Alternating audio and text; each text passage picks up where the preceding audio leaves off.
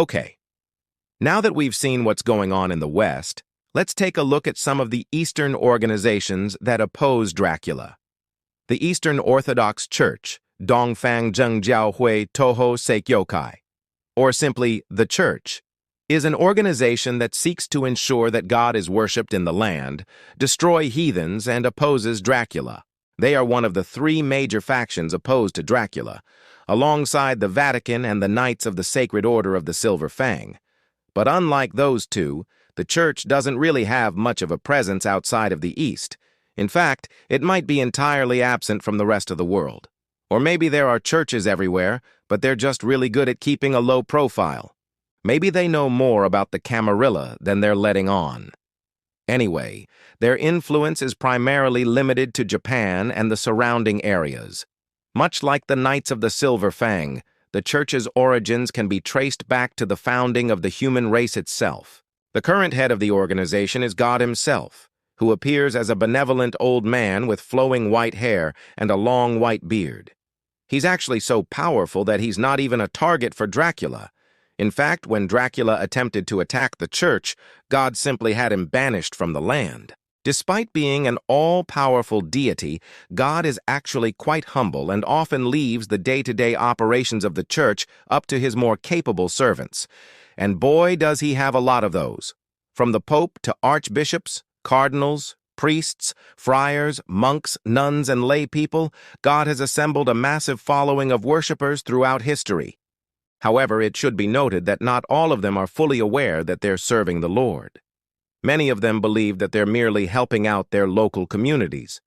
After all, the Church has a very strong focus on charity and helping the less fortunate. It's only when they're confronted with evil that they realize they're part of something much bigger. That's not to say the Church isn't without its share of corrupt members. There are plenty of priests and nuns who use their faith as a cover for their own personal gain. However, such individuals are actually quite rare. The vast majority of the Church's followers are genuinely good people who want to make the world a better place. Unfortunately, there are just so many of them that even a small percentage of rotten apples is enough to make a sizable pile of crap. Despite being an ostensibly religious organization, the Church is actually quite welcoming of non-Christians. As long as you're not a vampire, that is. In fact, it has a long history of accepting outsiders, especially those who are persecuted by society. For example, mutants, lycanthropes, and other monsters are often given refuge within the Church's many sanctuaries. This is because the Church believes that everyone is capable of redemption, no matter how monstrous they may seem. Of course, this doesn't mean that the Church is naive. They are well aware of the dangers posed by creatures like vampires and will take great pains to protect themselves from attacks. In addition to their charitable works, the Church also engages in a fair bit of espionage and information gathering. After all, they need to know what's going on in the world if they're going to effectively combat the forces of darkness. To that end, they have agents and informants literally everywhere. Even Dracula's own inner circle contains several moles who feed information to the Church. Needless to say, if you're a member of the Camarilla and you're watching this video, things aren't going well.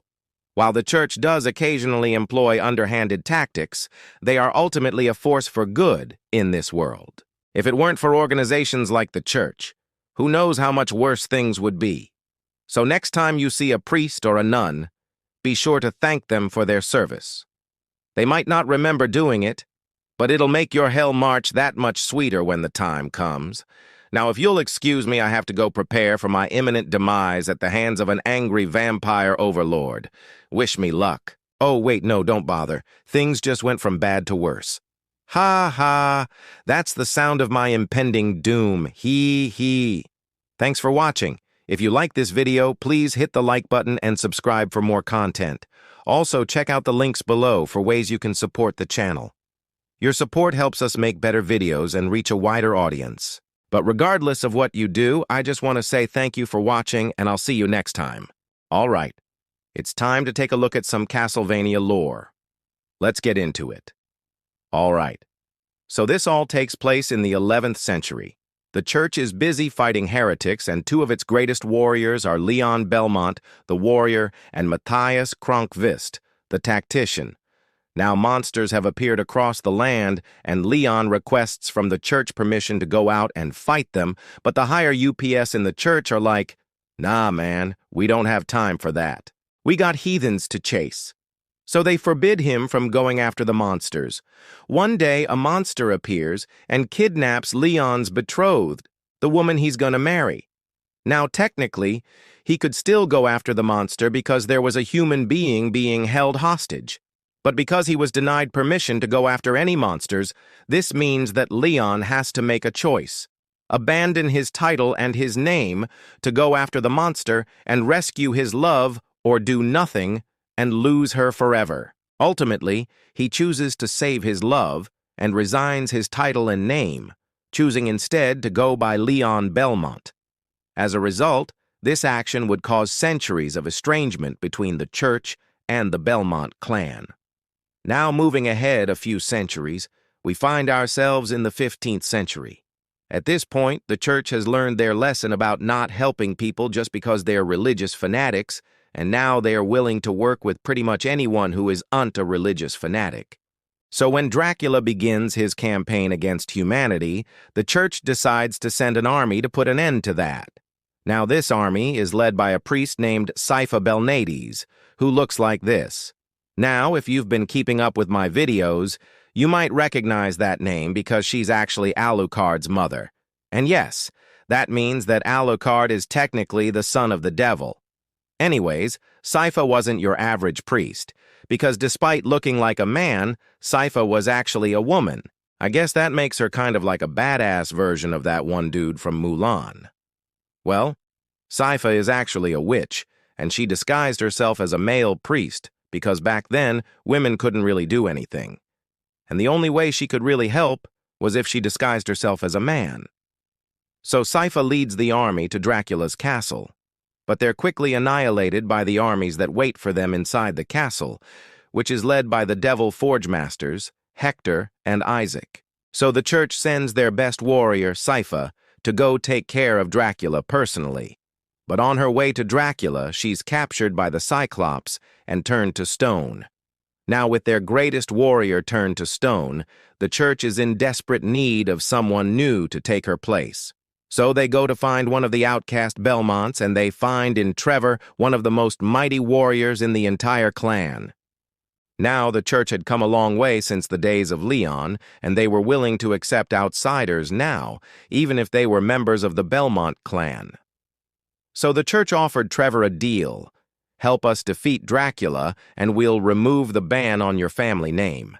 Trevor accepted and went on to rescue Sypha and defeat Dracula. However, after Dracula was slain, it was found that Dracula's curse still remained in the land, and so the church turned to one of their most trusted allies, the mysterious Zed. Now, it is not entirely clear if Zed was really working with the authority of the church or not. He claimed to be a priest who was trying to rid the land of the curse, but in reality, he might have just been doing his own thing and claimed to be working with the church to cover his tracks. But regardless, he helped Trevor and the others defeat Dracula once and for all. Now, after Dracula was defeated, the curse was lifted and peace returned to the land. However, in the end, it was revealed that Zed was actually Death, who was trying to resurrect Dracula using his former henchman, Hector. Now, Hector was offered the chance to become Death's vessel and basically become God, but he refused, stating that even though Dracula was a monster, he was still his master and he would not betray him. So Death was forced to use Isaac instead. But in the end, Hector defeated both Death and Dracula, ending the Belmont-Dracula feud once and for all. So yeah, this game's story is definitely one of the better ones in the series, but the execution leaves a lot to be desired.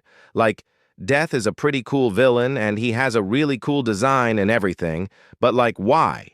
Why does he want to resurrect Dracula? Like, are you just bored? You know, you've been the Grim Reaper for like thousands of years. Maybe you're just bored of the same old thing, and you're like, you know what? I'm gonna spice things up a little bit. I'm gonna bring back this vampire that I already killed before, and I'm gonna force him to become my vessel. Yeah, that should do it. Also, why does Death disguise himself as a human? Like, I mean, I understand wanting to hide your true appearance, especially when you're a tall, skeletal humanoid creature with giant black wings and a giant scythe. But also, humans can't see your face anyways, because you're always shrouded in darkness. Like, if you're gonna hide your face, at least keep your awesome black wings, dude. I think that would scare people way more than a guy dressed like a priest with a hood on. Also, I feel like Death really missed out on an opportunity to say some really cool lines. Like, imagine when he reveals himself to Trevor. Trevor's like, "Whoa, you're Death." And Death's like, "Surprise, sucker." But Trevor's like, "Wait, aren't you supposed to be on my side?" And Death's like, "Nope. Turns out I was working with Dracula all along." And then Death could say something like, "My power is your despair.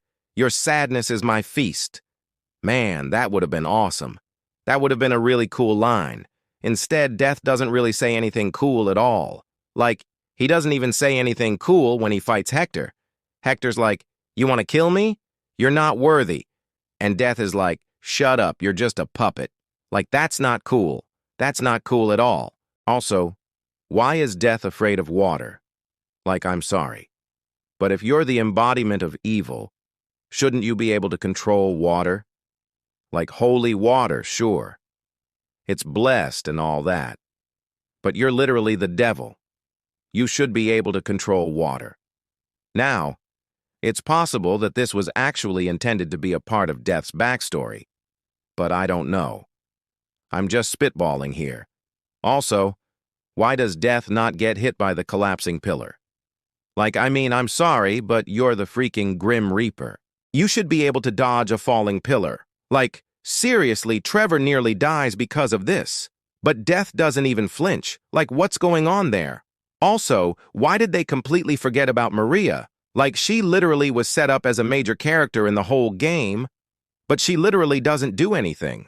Like, she's barely even in the final battle. I mean, she throws her whip at Dracula and that's it. That's all she does. She doesn't even get to fight. Also, Dracula's death was pretty lame, in my opinion. I mean, I know that this is a kid's game, so they probably wanted to avoid showing him turning into ash or something like that. But still, they could have done something a little bit better than just stabbing him with a wooden stake. I mean, I don't know, maybe Trevor could have decapitated him with the Morning Star or something like that. But anyways, that's going to be it for this video. Thank you guys so much for watching. If you enjoyed, please leave a like. If you hated it, leave a like, subscribe, follow me on Twitter at AlexPens1. Check out my page, there's a link in the description below, and I just want to say thank you to all of my supporters. You guys help me out so much. I really appreciate it. So, thank you guys so much for watching, and I'll see you in the next one. The relationships between the Belmonts and the church were good after Trevor defeated Dracula in 1094 AD. It's not clear if the Belmonts worked as members of the church for the following centuries, but the church did provide them with aid. After the Belmonts vanished from human history in the mid-1800s, the church employed the young Jonathan Morris, the wielder of the vampire killer, and Charlotte Allen, a relative of the Belnade clan, with power enough to be seen as a trump card for an ultimate victory over Dracula. They sent them to investigate the reappearance of Dracula's castle during Second World War and sent a priest named Vincent Doran to meet and assist them. The two defeated the lord of the castle, a vampire unaffiliated with Dracula named Browner, and then defeated Death and Dracula after his early resurrection. All right, guys, I'm going to explain this one. For some reason, I thought I had recorded an episode already, but apparently that didn't happen, so we're just going to have to wing it. This takes place after my episode where Trevor Belmont defeats Dracula. Basically, the church is pretty much indebted to the Belmonts at this point. They know about their line and their legacy and what they've done for humanity. So after the events of that episode, the church starts reaching out to the Belmonts every now and then asking for aid against different vampires or demonic things popping up around the world. It would be another 700 years before the next big threat would arise, but the church was prepared this time. In the late 1800s, a young man named Jonathan Morris came to the attention of the higher-ups within the church. He was a whip-wielding American who was said to be descended from the original Morris Balfam, the one who gave the order to build the vampire killer. His whip was actually a holy relic known as the Vampire Killer, which was said to be able to destroy Dracula. At the same time, the church also came across the records of the Belnade clan once again. They knew that the last of the Belnades, Maria Renard, had disappeared without a trace. And so the church decided to seek out her relatives.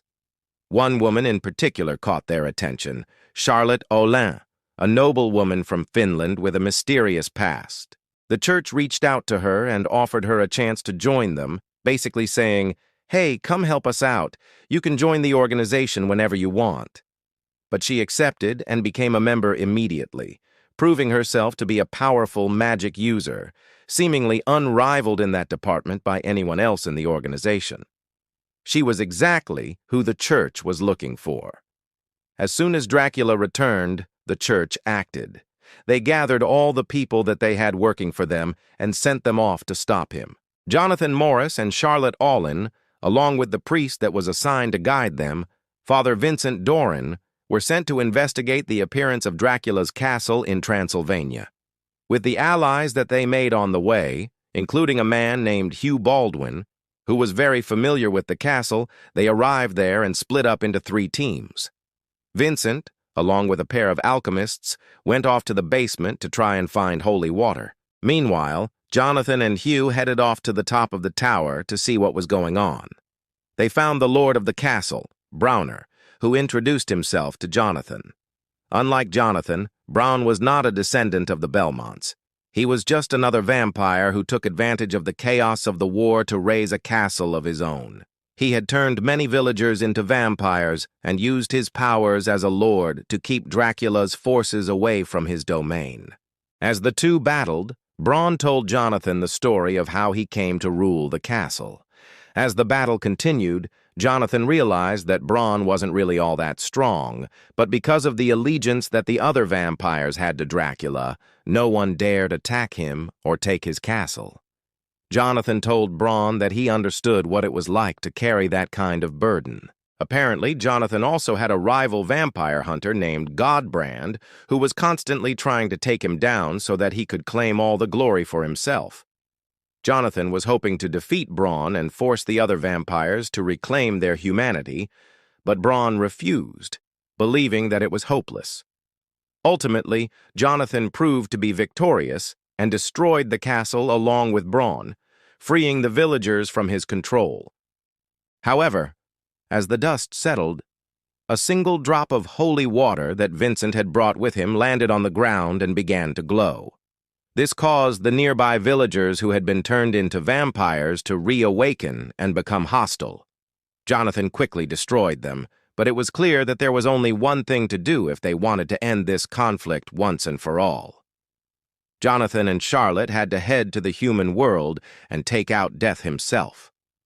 And let me tell you, that was far from easy. To make matters worse, they weren't alone. Dracula had apparently resurrected himself early and was hunting for the vampire killer. Along the way, they managed to rescue Sypha Belnades, who had been trapped within Dracula's forces and was being forced to use her magic to bring Dracula back. And then they brought Sypha with them to the human world so she could help them get rid of Dracula for good. Together, the 3 of them managed to avoid Dracula and his forces and eventually made it to the afterlife. There, they faced off against Death, who had apparently grown bored of Dracula's shenanigans and wanted to take over himself.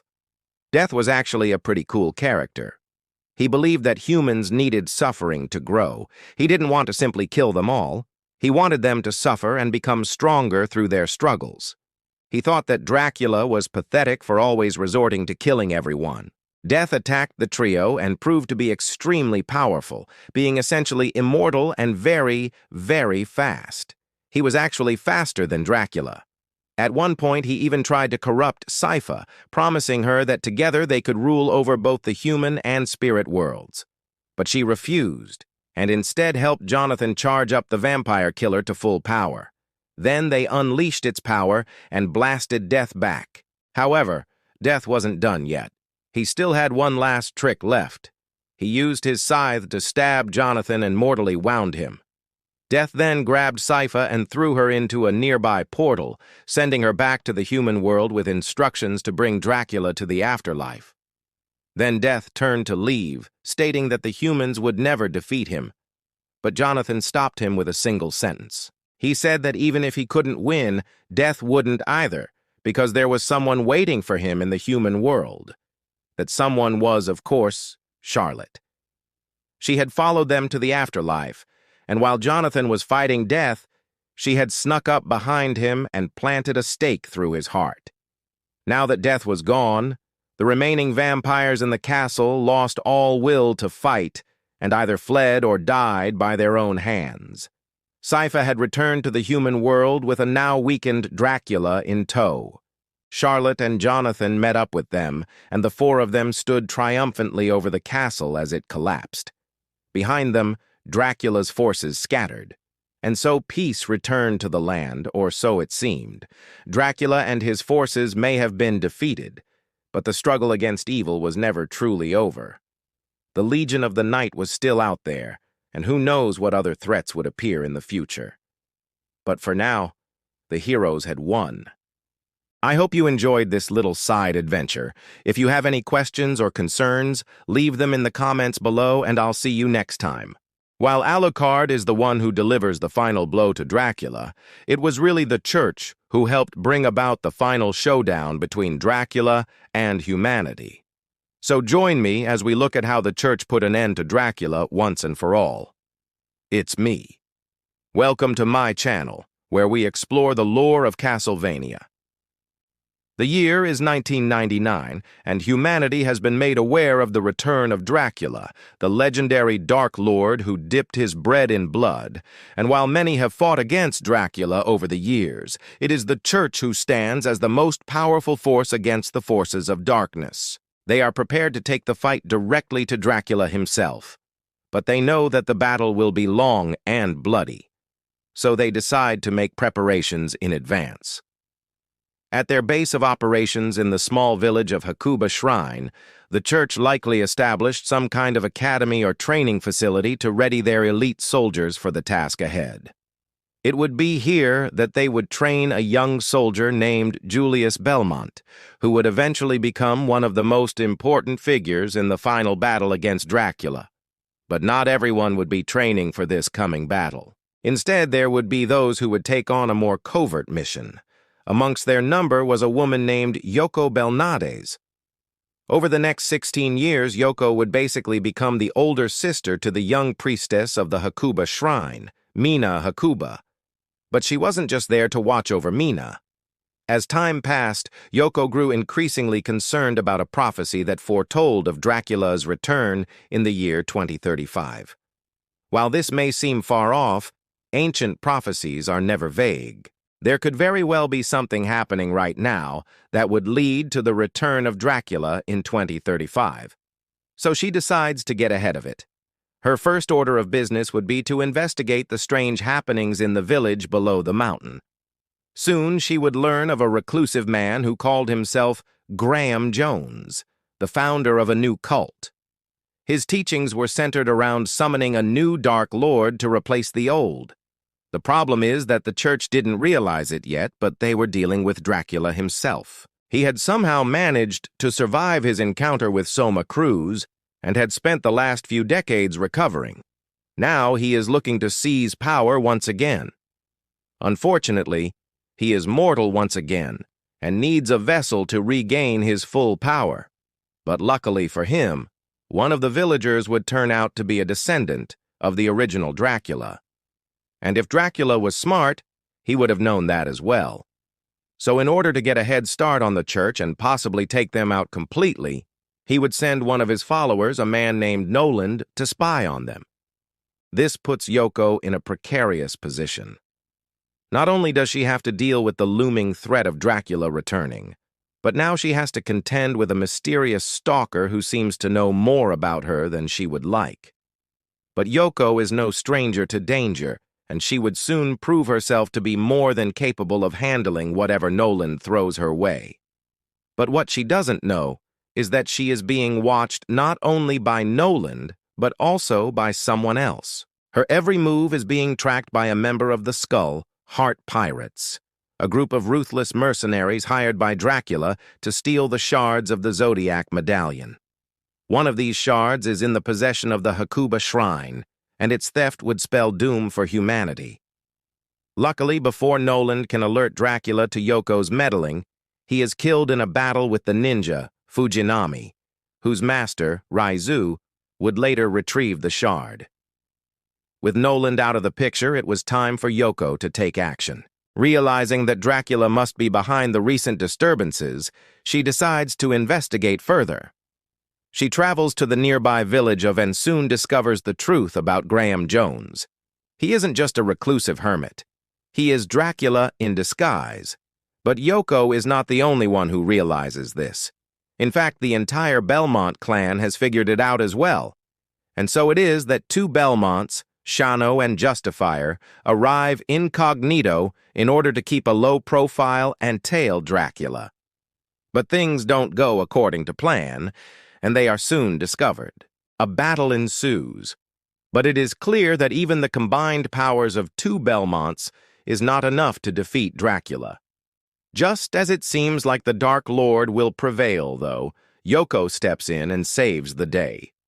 With Dracula weakened, the Belmonts are able to deliver the final blow and seal him away once more.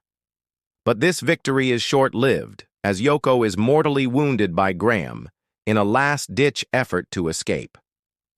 It seems like the Church's efforts against Dracula have failed once again. But this couldn't be further from the truth. You see, while Yoko may be dying, she has one last bit of business to take care of. As she lies on her deathbed, she sends a message to the priestess Mina, who is attending to her. She tells Mina that she has been watching over her for the past 16 years and that she is proud of the strong young woman Mina has become. She then entrusts Mina with her research on Dracula, knowing that her friend will continue her work. And with that, Yoko breathes her last breath. But her death would end up playing a critical role in defeating Dracula once and for all. You see, unbeknownst to Yoko, her death would set in motion a chain of events that would lead to the destruction of Dracula's castle and the death of Graham. And it all started with a simple game of tag. As Yoko's spirit watches over Mina, she sees the young priestess playing a game of tag with a young boy named Soma Cruz. Soma is a Japanese exchange student who has come to Hakuba to learn about its history, but he soon finds himself drawn into the conflict between the Church and Dracula. When Graham's forces attack the shrine, Soma is separated from the others and finds himself lost in the forest. That's when he meets Yoko's spirit, who helps him find his way back to the village. There, he witnesses firsthand the power of Dracula's forces and is horrified when he sees Mina taken captive. Refusing to sit idly by, Soma sets off to rescue her, accompanied by a mysterious talking whip named Genya. Along his journey, he encounters a number of enemies, including a giant spider monster and a horde of skeletons. But he overcomes these obstacles and emerges victorious. He then confronts Graham himself, who reveals his true form as Dracula. A fierce battle ensues, but in the end, Soma is victorious. However, instead of delivering the final blow to Dracula, he shows mercy. He refuses to kill Dracula because he knows that doing so would only make him another Dark Lord. Instead, he leaves Dracula to die at the hands of Chaos, the embodiment of evil. And this decision would prove to be a wise one, as it would be Chaos who would eventually consume Dracula's castle and all of its inhabitants. But it would also set the stage for the final battle between humanity and the forces of darkness. In the aftermath of his victory over Dracula, Soma is approached by members of the Church who offer him a place among them. He declines politely, explaining that he is just a normal guy and doesn't want to be involved in their affairs. But the church is persistent and eventually convinces him to help them defeat chaos. Together, they travel to the Abyss, the source of all evil, and do battle with Chaos's minions. Along the way, they are aided by the resurrected Julius Belmont, who has regained his memories and is eager to do his part to save humanity. Eventually, they reach the heart of the Abyss, where chaos awaits. A fierce battle ensues, but in the end, it is Julius who emerges victorious. He sacrifices his life to allow Soma to deliver the final blow to chaos and seal it away once more. With chaos defeated, Dracula's castle begins to crumble, and the Dark Lord's reign of terror finally comes to an end. And so it was that the church, along with the help of Soma Cruz and Julius Belmont, defeated Dracula once and for all. But it would not be the end of the story, because there are still threats lurking in the shadows. The following year, the church would send Yoko and Julius to defeat a new cult led by the priestess Celia Fortner from creating a new Dark Lord. So while the church did play a key role in the final defeat of Dracula, it was really the efforts of everyone involved that led to the Dark Lord's demise. From the Belmonts to the ninjas to the Hakwashin and even to Dracula himself, everyone had a part to play. It was truly a team effort. So what do you think? How do you feel the church did overall? Do you think they could have done more to prevent Dracula's return? Let me know your thoughts in the comments below. If you enjoyed this video, please hit the like button and subscribe if you haven't already. Thank you to my supporters for your continued support. To everyone, thank you for watching. Stay safe, and I'll see you next time.